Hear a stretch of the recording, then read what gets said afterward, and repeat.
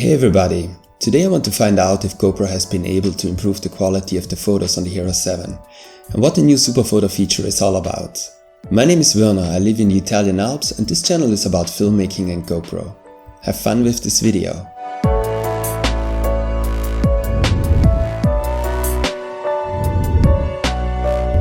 Besides video recordings, I also use the GoPro frequently for photos. I especially like the wide angle of the fisheye lens of the GoPro. This allows you to take wonderful landscape photos as well as very special and creative photos that you can't take with a smartphone in this way. Last year I found out that the photo quality on the Hero 6 has already been greatly improved compared to the Hero 5. Today I would like to find out whether GoPro has succeeded in further improving the quality of the photos. On the Hero 7 the Superphoto mode was introduced. It is an automatic mode that autonomously decides in which way the respective photo should be optimally exposed and processed. For example, whether HDR or noise reduction should be applied. Today I would like to see what this mode can achieve. I will also take some raw photos and compare them in Lightroom. At a later date there will be a tutorial about the photo settings. Don't forget to subscribe to the channel if you're interested. To begin with, I would like to compare a few simple shots of the Hero 7 with shots of the Hero 6. I deactivated HDR and Superphoto. As you can see from these first shots, they hardly differ from each other. Only if you look very closely, you can see that the Hero 7 brings out the red tones a bit more. The photos of the Hero 6 look a bit cooler. This difference could already be noticed for the video mode and the slight color correction was also adopted in the photo mode. In addition, the photos of the Hero 7 appear a little more contrasty, but these differences are so minimal that you can only see them in a direct comparison.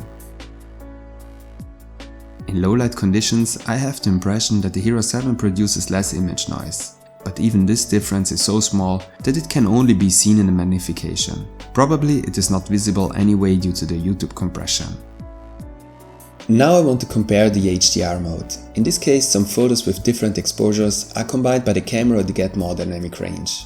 In this way, dark areas are brightened without the highlights burning out. Before we compare the photos, you should know that the HDR mode on the Hero 6 is activated under Auto HDR. It is therefore an automatic mode that should generate more dynamic range depending on the situation. In contrast, the HDR feature on the Hero 7 is integrated into the Superphoto mode. If you set Superphoto to automatic, the camera itself decides whether an HDR image makes sense or whether another type of processing would be better. However, it is possible to force an HDR image by switching HDR to on.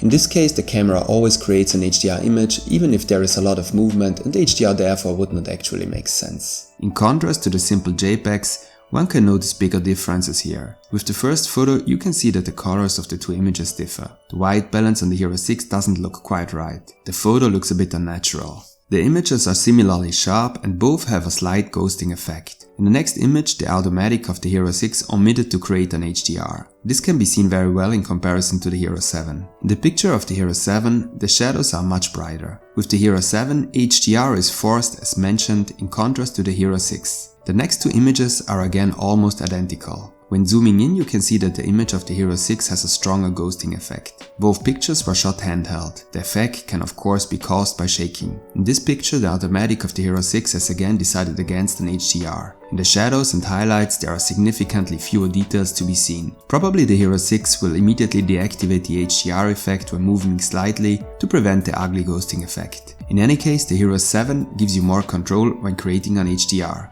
Interesting is this HDR, which I took under low light conditions. When you zoom in, you can see that the picture of the Hero 6 shows a lot more noise. This can also be seen in the next image. The image of the Hero 7 is not so sharp, but has clearly less image noise. The camera will probably use a denoising effect in these cases. Also pay attention to the white balance in this picture. The image of the Hero 6 looks a lot bluer and more unnatural. In a last test on the topic HDR, I intentionally moved the camera quickly and then pressed the shutter button. Now you can see very well that the automatic function of the Hero 6, as mentioned earlier, deactivates the HDR effect to prevent ugly artifacts. The Hero 7 on the other hand shows very strong ghosting. All in all, I think the Hero 7 is the better choice when it comes to HDR. You have more control and in low light conditions the photos are better, even if they are not as sharp. In addition, the automatic white balance seems to work better.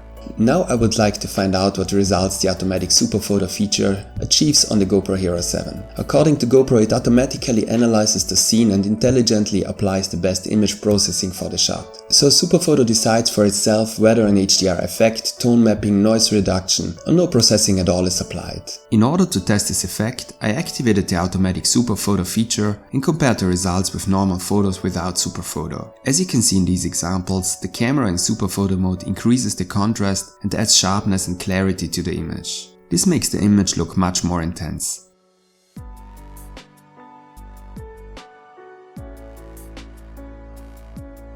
In low-light conditions, the effect is greatly reduced and there is hardly any difference. In none of these cases did the automatic system produce an HDR.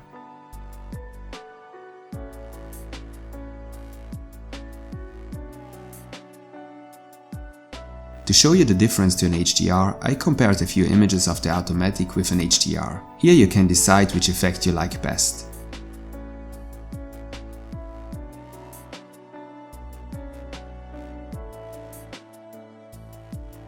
Finally, I wanted to know if there are any differences in the RAW files. I compared the RAW files of the Hero 6 and the Hero 7 in Lightroom. Already with these first shots, you can see that there is hardly any difference. Similar to the simple JPEGs, the images are almost identical except for minimal differences in the colors.